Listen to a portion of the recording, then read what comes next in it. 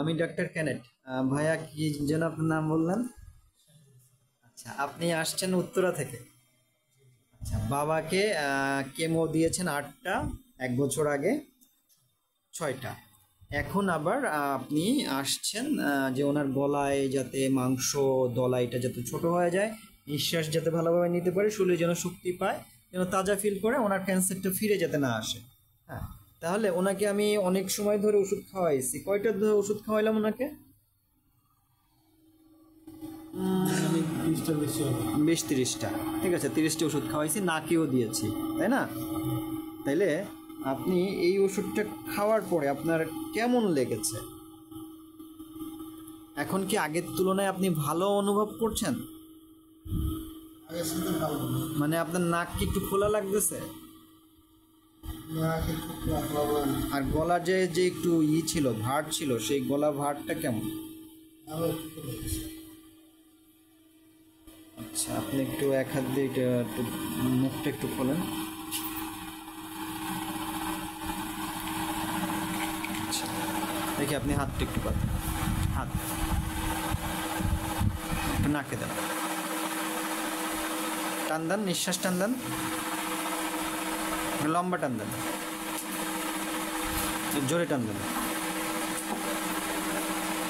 এখন এই নিঃশ্বাস টান দিলে কি এই ওষুধ নাকে দিয়ে আপনার কি ভালো লাগে? নাকটা খোলা লাগে? আগে কি এই নিঃশ্বাস এই ওষুধটা নাকে না দেওয়ার আগে কি এত খোলা থাকতো, নাকি ওষুধটা নাকে দেওয়ার পরে একটু বেশি খোলা লাগে? দেওয়ার পরে আচ্ছা, আপনি বুকের থেকে কপ টেনে বের করে ফেলবেন। হ্যাঁ, তাইলে ভাইয়া আমরা ওষুধ দিলাম। যেহেতু একটু ভালো বোধ করছে, কিছুদিন ওষুধ খেলে উনি মোটামুটি একেবারে গলা নাক সব ক্লিয়ার হয়ে যাবে। আমরা ইনশাল্লাহ আশা করব আল্লাহ যেন ওনাকে সুস্থ করে দেন পরিপূর্ণভাবে। আপনাদের কাজ হচ্ছে, আরও অসহায় অনেক মানুষ আছে যারা জানে না, লাখ লাখ টাকা খরচ করে, 10 লাখ টাকা খরচ করে তারপরে সহায় সম্পূর্ণ নষ্ট হয়ে যায়। আপনি আসছেন 10 লাখ টাকার মতো কেমো বা রেডিয়েশন খরচ করার পরে, যদি ইনশাল্লাহ উনি ভালো হয়ে যায়, আপনাকে আমাকে মাত্র কত টাকা দিচ্ছেন?